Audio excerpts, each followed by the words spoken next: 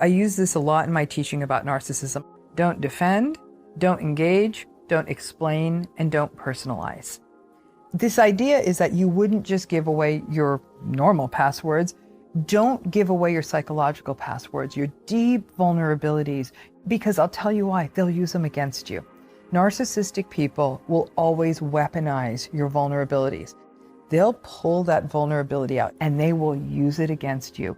And I have watched people be destroyed, having people take those vulnerabilities they shared with someone and having them be used against them in all kinds of terrible ways.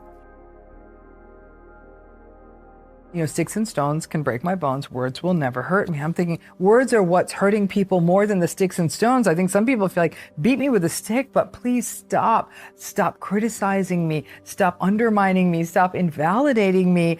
I can handle that other piece. And obviously we don't want either, but we underestimate the harm words can do. And what ends up happening is when a person is getting chronically emotionally and verbally abused, or like I said, gaslighted, invalidated in a relationship, a lot of times they don't get empathy or support from other people. They say, oh, come on, it's not like they're beating you up. Oh, come on, it's not like they're, doing this, like something physical. And I'm thinking, this is the stuff that breaks a psyche. And because you can't, a broken psyche doesn't look like a bruise or a black eye, but rather it's a far deeper wound, it gets missed. So yeah, you better believe words hurt you. And in fact, that's how people get injured as children. That's how people get injured in the workplace, certainly in their intimate relationships, in their family relationships. 90% of the time, it's words. The challenge here becomes is that it's almost like we have to start at a foundational level, right? People have to respect and believe in their own reality and respect and believe in themselves.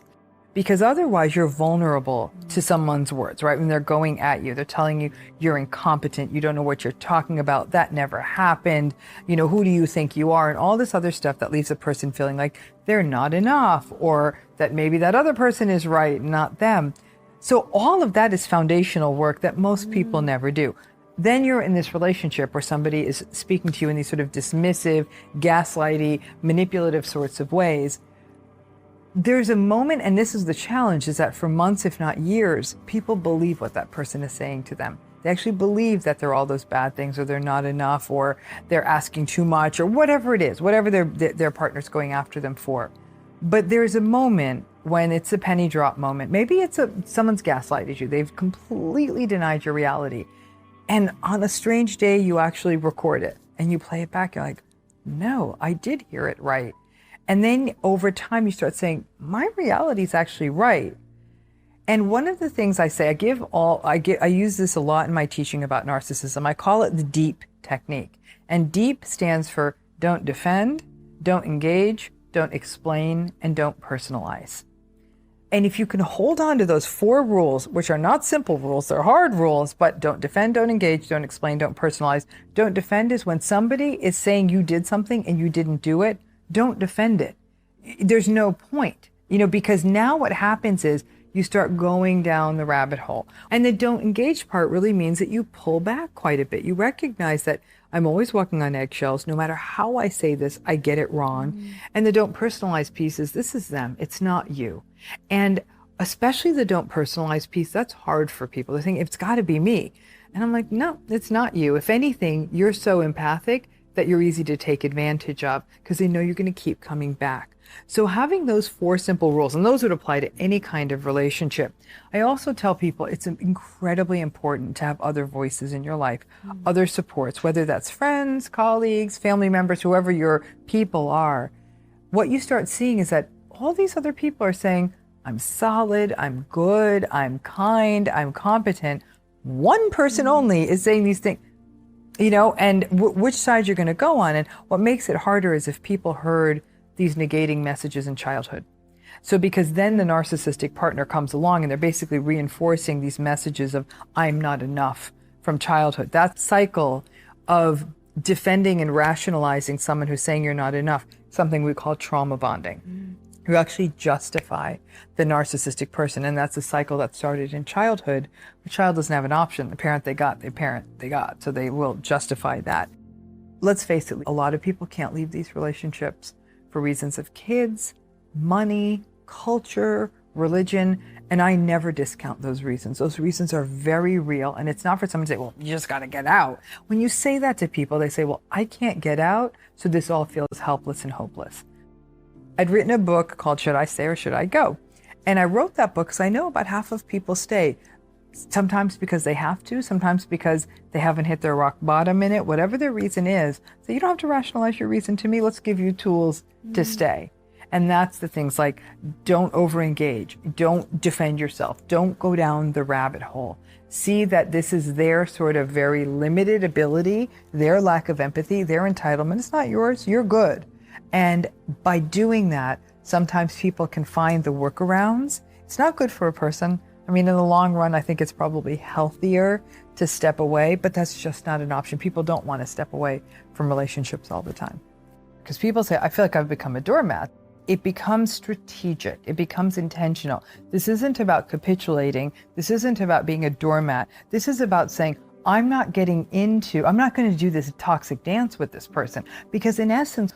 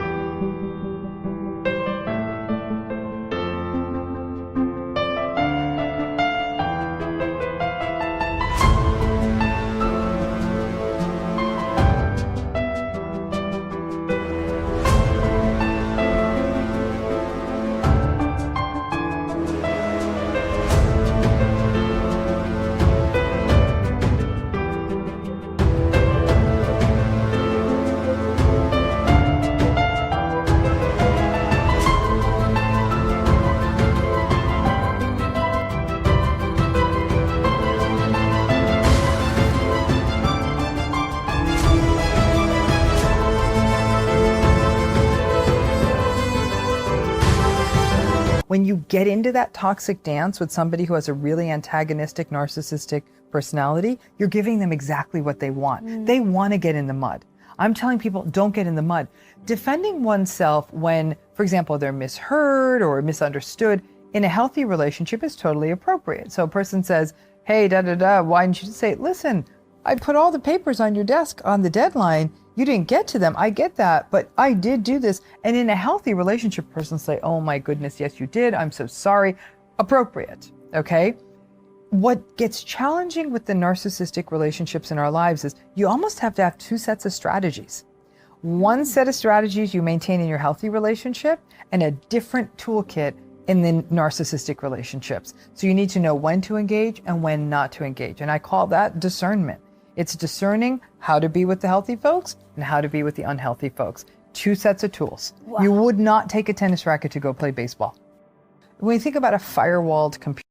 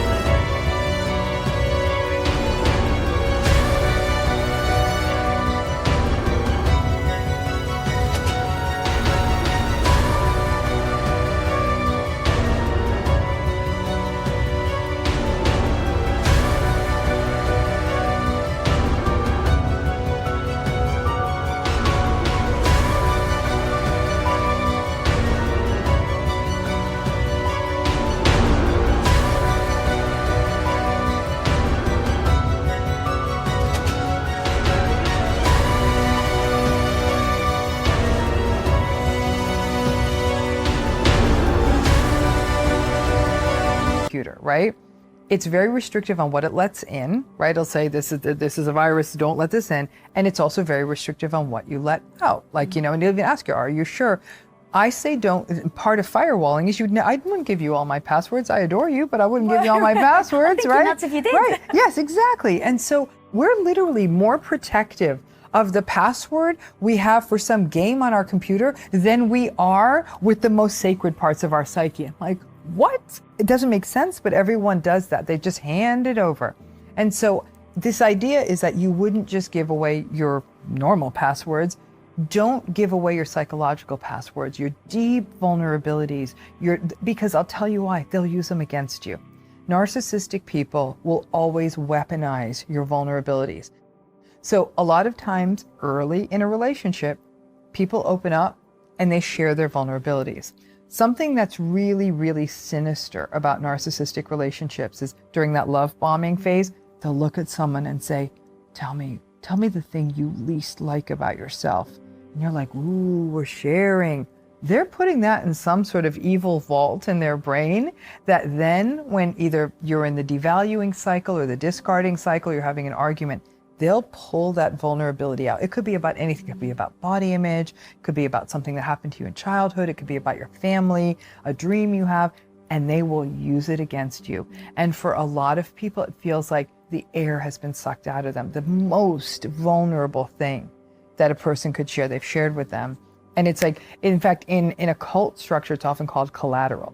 Like, it's like, we've got to get something from them so we can almost blackmail someone down the road. It's like that, maybe not at that level, but it's that ability to say, now I've got something on you, so I know I can hurt you. And so that's what I mean about don't hand away your psychological passwords. Don't give away those most vulnerable parts of yourself.